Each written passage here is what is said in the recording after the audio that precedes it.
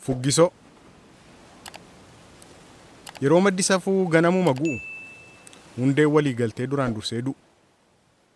Dhugaatu huqqataa sobatu dhiitaa qulqulluu qammanaa gammachuu jiitaa. Ganamni abaarsa galgalli abaarsa jaalallukkaamamee jibbatu kaakkisa. Olootu foorica himimsa garraamii budoomaa budaa garraamamu. Jaarsi dargaggoomee daa'ima dullooma. Yakkamaa muudamaa qulqulluu yakkama. Silaa biyya baduuf ka'e fardatu leeyyee harreetu garmaama. Yoo shoollibaan faca'ee qummaanni tamsa'e yoo semmoon buqqa'ee yoo hundeen manca'e maaltu hundeeffatamaa eenyurraa waa baru jiraa wal firfirsu jiraa wal hunkuru walamanuun badee fujaa fi jaalallii deebiinsaa arraba kabajeessa jiraa kan daara baasantu daaraan nama qaba kan itti uwwisantu qullaa nama dhaaba kan qulqulleessantu dhoqqee nama diba kan lubbuu torantu lubbuu baasuuf gama. Jabana rakkinaa saree harkaan guddisan qarreffaan jaatamaa dubbittiin jedhamtu dhuguma. Hamatu dagaaga jibbatu alaaka jiraan gurra buusee karaatu mammaaka. Hooqubaa coolliga ulfinarraa ta'a abbaaf ilmatu wal argaa qaanaa.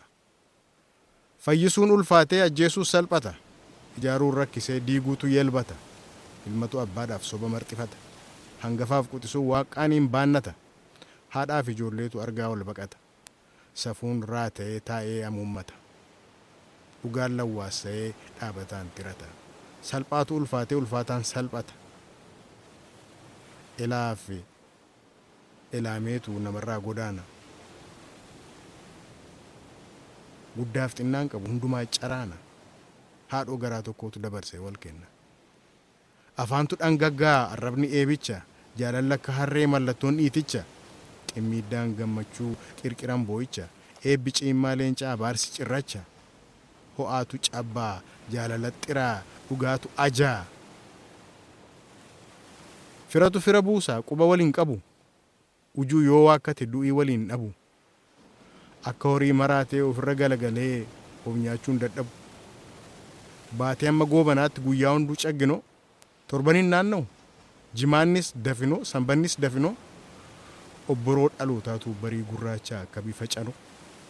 Firoomni caaregee jaalalli maxinoo. Obsa wal dondhoomu wal ganuu arjoomu. Ilmaan haadha tokkoo hangafaaf quxisuu doombii wal saamuutti haadha abidda buusu. Abidda buusanii wal loluu jalqabu ulee qixxeeffatu. Rifeensa qal'isu bishaan alanfatu. Tokko dura abiddaa baasnaa kaan lakkee abiddaan baasnu bishaanitti nanna. Tokko immoo bishaanitti nannu baala muranneetu abidda dhaamsina. Burraa karrayyuuti yaadi kan koo caalaa kan koon ta'u taanaan gorraa naqalaa foggaa baakee nyaatu attam kan koo didda ani yoon si dadhabe daboollee kadhadha. Rifeensa qal'isu bishaan alanfatu.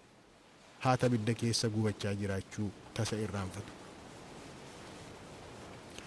Hundee walii galteetu eega kan koon taanee maaliif biyyoon nyaannee irratti hundeeffame jaalala gaangee irratti jaalala maseen waa malee seetanii dhugaan tabba ba'uu kan dadhabee argan. Abaarsi eebbatee eebbimmoo arrabsoo utuu roobin caama hin bariin dhiya waan hunduu fuggisoo. Muddee 22 bara 1994